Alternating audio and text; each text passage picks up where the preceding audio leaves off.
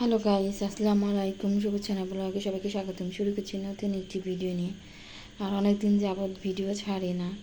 আর এদিকে মন মেজাজও খারাপ, মনটাও বেশি ভালো না। আর তারপরেও কি করা, অনেক দিন পরেই আসলাম ক্যামেরার সামনে। আর এদিকে আজকে দুদিন ধরে প্রায় বৃষ্টি হচ্ছে অনেক। আর এদিকে রাতে একটু ঠান্ডা আছে, দেখি এর জন্য রাতের জন্য খিচুড়ি রান্না করব। আর দিকে এটা হচ্ছে আমনের চাল দিয়ে খিচুড়ি রান্না করবো। আর এখানে আমি মাসকলার ডাল, তারপরে খেসারির ডাল, আর এদিকে যে মুসুরির ডাল, এগুলো দেবো আমি। সব রকমের ডাল দিয়েই রান্না করব।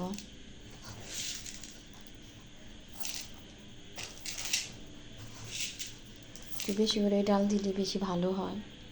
আর এদিকে আমি পেঁয়াজ, কাঁচামরিচ, রসুন সব কিছু কেটে রেখে দিয়েছি। আর এদিকে মটরশুঁটিগুলো আমি তো ফ্রিজে রেখেছিলাম। আর এদিকে ভিজিয়ে নিয়েছি। আর এদিকে হচ্ছে ইলিশ মাছ। আর আপনাদের ভাইয়া ইলিশ মাছ দিয়ে খিচুড়ি খাবে। ইলিশ মাছ ভাজবো।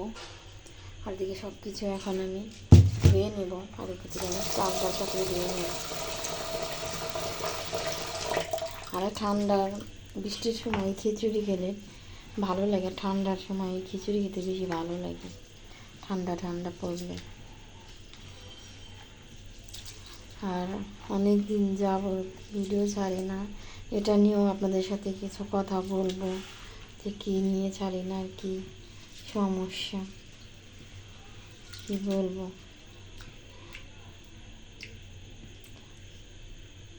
সমস্যা যদি কপালে থাকে আর কি করা।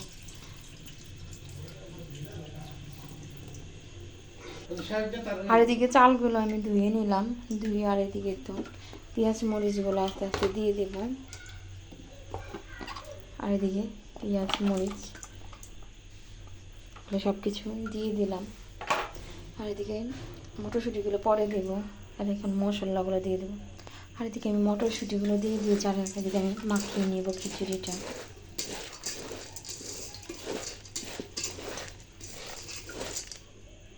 আর এদিকে আমি পানি দিয়ে দিয়েছি মাখিয়ে।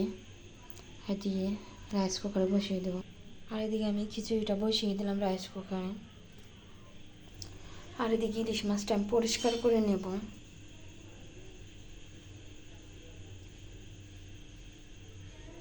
আর এদিকে আমি মাছটা পরিষ্কার করে নিয়েছি। আর মাছটা আমি কেটে নেব।